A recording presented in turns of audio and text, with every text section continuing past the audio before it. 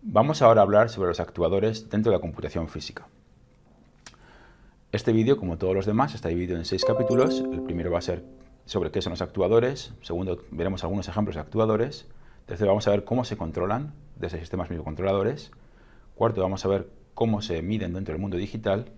Daremos una serie de consejos en el punto 5 sobre cómo puedes utilizarlos en tus proyectos. Y finalmente pondremos el ejercicio de la actividad. Un actuador no es nada más que, de nuevo, un transductor. Al igual que los sensores, la palabra transductor lo que hace es identificar una cosa que cambia de un entorno a otro, del entorno físico al entorno digital. Insisto, un actuador es un transductor que puede afectar al entorno transformando un valor digital dentro de un programa, bien en movimiento, en un cambio de sonido, en un cambio de temperatura o incluso en un cambio de luz. ¿Qué tipos de actuadores podemos encontrar? Por ejemplo, dentro del movimiento encontraríamos motores y solenoides, dentro del audio, piezoeléctricos y altavoces. Dentro de lo que sería la temperatura están las células Peltier, que son unas células que son capaces de cambiar bruscamente de temperatura de calor a frío. Le encontramos los LEDs como sistema de cambio de luz y finalmente las pantallas como sistemas de información. Definitivamente hay muchos más actuadores, pero estos son los principales con los que nos vamos a encontrar en la mayor parte de los proyectos con los que trabajaréis. Una buena pregunta para un ejemplo en ver qué pasa con los actuadores sería cómo puedes abrir una puerta de forma automática, por ejemplo, en la maqueta de una casa.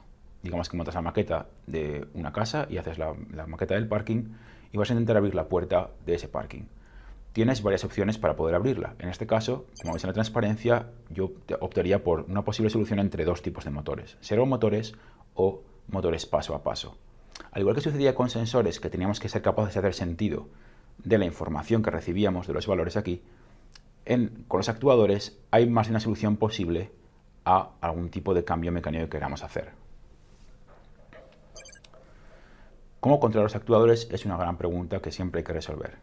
Hay muchos tipos de dispositivos o drivers físicos para poder alcanzar los valores de voltaje y corriente que hacen falta para poder mover, por ejemplo, un motor. Driver físico es la palabra clave que te hará falta tener en cuenta cada vez que quieras ver cómo controlar motores, válvulas Peltier o similar. Te hará falta buscar cuál es el elemento que tendrás que colocar entre el microcontrolador y el dispositivo para poder actuarlo desde forma mediante el código en tu programa. En esta transparencia podéis ver un ejemplo sobre cómo poder controlar un motor de corriente continua para poder cambiar su velocidad y dirección simultáneamente desde un circuito Arduino. Lo que estamos empleando es lo que se llama un puente en H construido con transistores. Es decir, el dispositivo, el driver, es el puente en H que está hecho de 4 transistores discretos, el actuador es el motor y el controlador es la placa Arduino. ¿Cómo controlar los dispositivos actuadores desde nuestros programas? Bien, hay una serie de métodos. Los 3 principales serían los siguientes. Bitbanging es un método que consiste en emplear diferentes pines digitales para poder definir, por ejemplo, qué datos hay que enviar a una pantalla. Otro sería, que eso se emplea mucho con motores o con LEDs, el empleo de una señal de modulación por ancho de pulso para poder cambiar la velocidad del motor o la intensidad de la luz. Y finalmente hay toda una serie de actuadores que requieren un control por puerto serie, I2C o SPI. Son todo esto campos que vamos a ver más adelante en el curso.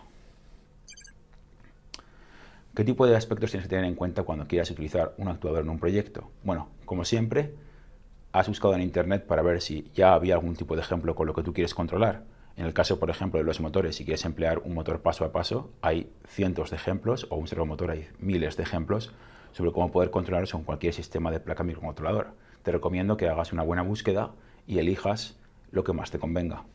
Por otra parte, si vas a utilizar un motor, estás seguro de que el motor que vas a utilizar es capaz de mover el peso que tú quieres mover. Imagínate que quieres mover una mesa tan grande como esta y quieres emplear un motor tan pequeño como el que mostré en la transparencia anterior. Eso no va a ser posible. Tendrás que buscar el tipo de motor que adecue realmente a las características del peso que quieres mover. Finalmente, tienes que pensar en qué manera vas a controlar el dispositivo. Vas a emplear bitbanging, PWM, vas a emplear algún tipo de protocolo por puerto serie, etc. Y finalmente, exactamente igual que sucedía con los sensores, tendrás que ver si requiere tu sistema algún tipo de calentamiento.